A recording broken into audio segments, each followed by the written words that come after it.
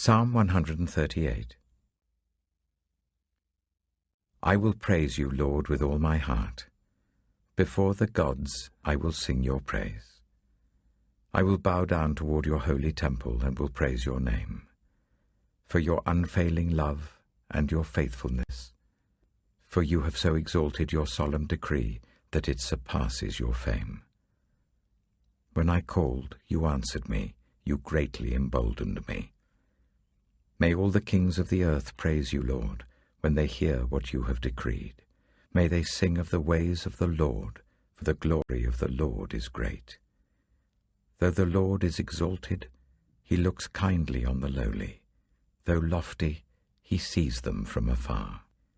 Though I walk in the midst of trouble, you preserve my life. You stretch out your hand against the anger of my foes. With your right hand you save me. The Lord will vindicate me.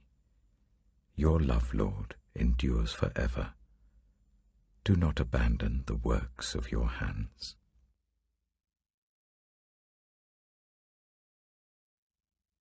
Psalm 139. You have searched me, Lord, and you know me. You know when I sit and when I rise. You perceive my thoughts from afar. You discern my going out and my lying down. You are familiar with all my ways. Before a word is on my tongue, you, Lord, know it completely. You hem me in behind and before, and you lay your hand upon me. Such knowledge is too wonderful for me, too lofty for me to attain. Where can I go from your spirit? Where can I flee from your presence? If I go up to the heavens, you are there. If I make my bed in the depths, you are there. If I rise on the wings of the dawn, if I settle on the far side of the sea, even there your hand will guide me, your right hand will hold me fast. If I say, surely the darkness will hide me and the light become night around me, even the darkness will not be dark to you. The night will shine like the day, for darkness is as light to you. For you created my inmost being. You knit me together in my mother's womb. I praise you because I am fearfully and wonderfully made. Your works are wonderful. I know that full well. My frame was not hidden from you when I was made in the secret place, when I was woven together in the depths of the earth. Your eyes saw my unformed body. All the days ordained for me were written in your book, before one of them came to be. How precious to me are your thoughts, God! How vast is the sum of them! Were I to count them, they would outnumber the grains of sand. When I awake, I am still with you. If only you, God, would slay the wicked. Away from me, you who are bloodthirsty. They speak of you with evil intent. Your adversaries misuse your name. Do I not hate those who hate you, Lord, and abhor those who are in rebellion against you? I have nothing but hatred for them. I count them my enemies. Search me, God, and know my heart. Test me and know my anxious thoughts. See if there is any offensive way in me, and lead me in the way everlasting.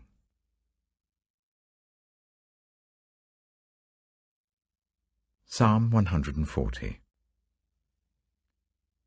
Rescue me, Lord, from evildoers. Protect me from the violent, who devise evil plans in their hearts and stir up war every day. They make their tongues as sharp as a serpent's. The poison of vipers is on their lips.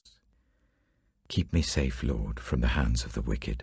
Protect me from the violent, who devise ways to trip my feet. The arrogant have hidden a snare for me. They have spread out the cords of their net, and have set traps for me along my path. I say to the Lord, you are my God. Hear, Lord, my cry for mercy. Sovereign Lord, my strong deliverer, you shield my head in the day of battle. Do not grant the wicked their desires, Lord. Do not let their plans succeed. Those who surround me proudly rear their heads. May the mischief of their lips engulf them. May burning coals fall on them. May they be thrown into the fire, into miry pits, never to rise.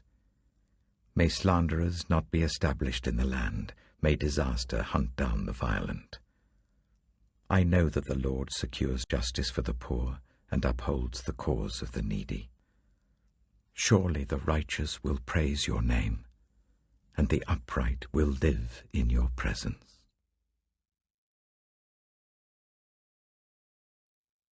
Ephesians chapter 5.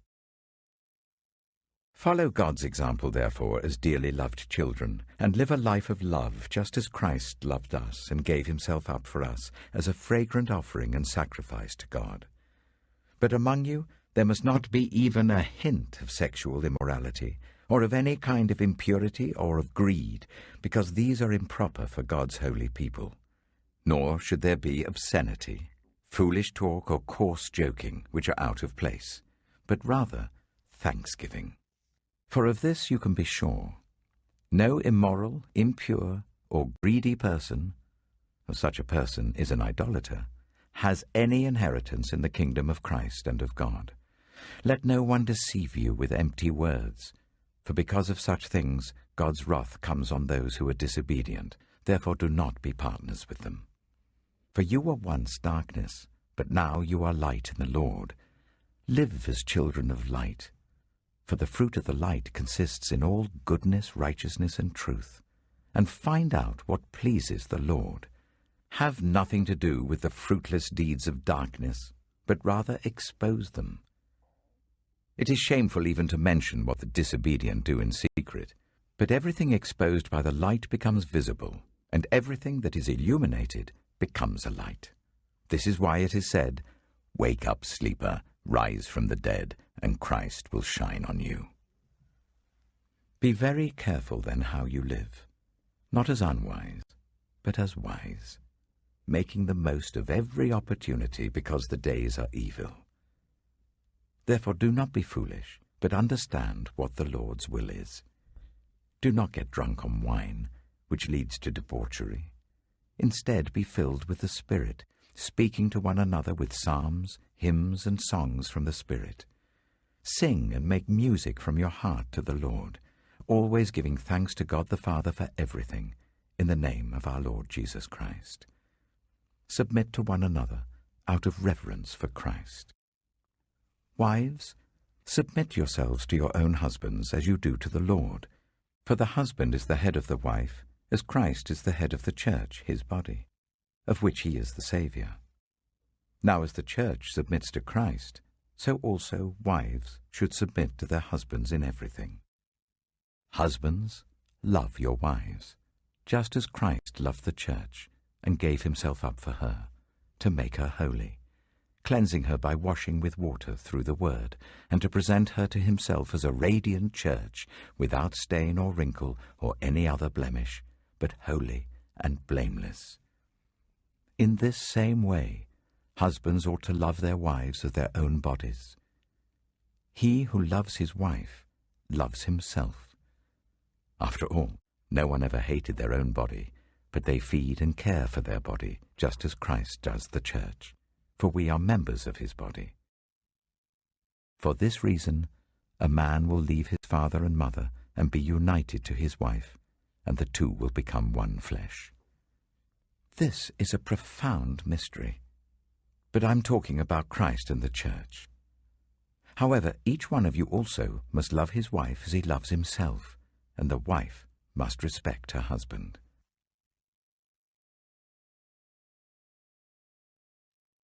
Proverbs chapter 26.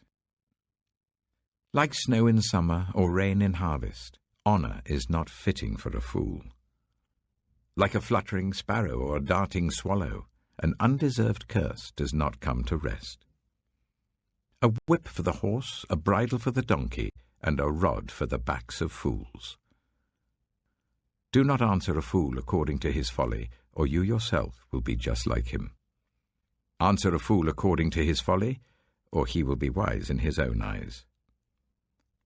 Sending a message by the hands of a fool is like cutting off one's feet or drinking poison. Like the useless legs of one who is lame is a proverb in the mouth of a fool. Like tying a stone in a sling is the giving of honor to a fool. Like a thorn bush in a drunkard's hand is a proverb in the mouth of a fool. Like an archer who wounds at random is one who hires a fool or any passer-by. As a dog returns to its vomit, so fools repeat their folly. Do you see a person wise in their own eyes? There is more hope for a fool than for them. A sluggard says, "There's a lion in the road, a fierce lion roaming the streets." As a door turns on its hinges, so a sluggard turns on his bed. A sluggard buries his hand in the dish. He is too lazy to bring it back to his mouth. A sluggard is wiser in his own eyes than 7 people who answer discreetly. Like one who grabs a stray dog by the ears is someone who rushes into a quarrel not their own. Like a maniac shooting flaming arrows of death is one who deceives their neighbor and says, "I was only joking." Without wood, a fire goes out. Without gossip, a quarrel dies down. As charcoal to embers, and as wood to fire, so is a quarrelsome person for kindling strife. The words of a gossip are like choice morsels. They go down to the inmost parts. Like a coating of silver dross on earthenware are fervent lips with an evil heart. Enemies disguise themselves with their lips, but in their hearts they harbor deceit. Though their speech is charming, do not believe them, for 7 abominations fill their hearts. Their malice may be concealed by deception, but their wickedness will be exposed in the assembly. Whoever digs a pit will fall into it. If someone rolls a stone, it will roll back on them. A lying tongue hates those it hurts, and a flattering mouth works ruin.